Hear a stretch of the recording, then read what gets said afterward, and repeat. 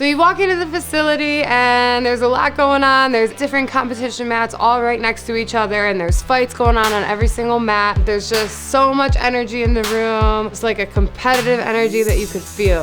There's multiple different jiu-jitsu teams. All their teammates are cheering them on. The spectators are cheering on their friends and family members, and it's just such a great, positive, upbeat energy.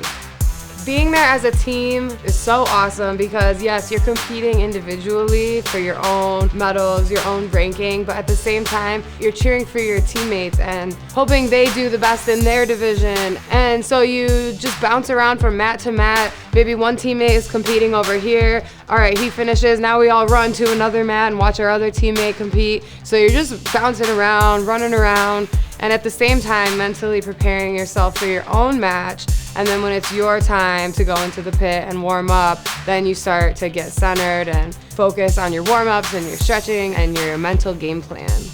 Each match is 6 minutes long, which doesn't seem like a long period of time, but when you're in it on the mat, it feels a lot longer than it is. Because you're in the zone, every second counts. It really is such a mental game. The coach is sitting in the coach's corner, yelling techniques or defenses to do in the moment, really helping you plan your next move. Sometimes they're able to see things that you are not when you're in it. So it's super helpful to have your coach in your corner, cheering you on and backing you up.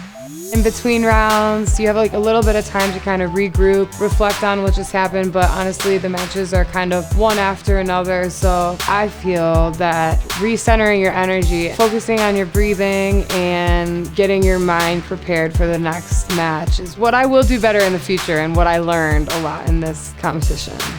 So sometimes when you are rolling with your opponent, you guys will end up on the edge of the mat or out of the boundaries of the mat. So what the ref will do is pause, he'll say stop, and then he'll re-center you guys, and then you'll start in that same position that you were in when you went out of bounds. So that's a way to kind of keep things contained because there's 8 competition mats all right next to each other.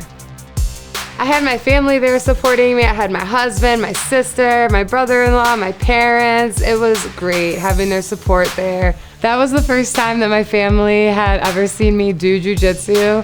It was really funny. I was in bottom mount with my opponent on top of me, trying to submit me. And I remember I got a glance at my mom and I was just thinking, like, she looks terrifying. She probably hates this right now. But she thought it was really cool, and my whole family thought it was so cool to see me out there doing something that I've never done before. It was just great to have my people there supporting me.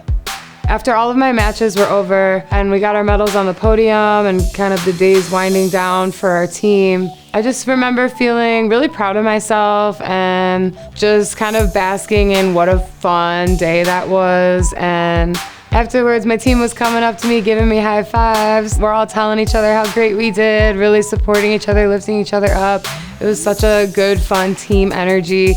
Got a big group photo together, and it was just the perfect day. We all went out to lunch after, and overall, at the end of the day, it's about having fun. We're not out here competing at the top level. I'm a white belt, and we've got a long way to go. We've got a lot to learn. It's gonna be a long journey. This is just the beginning.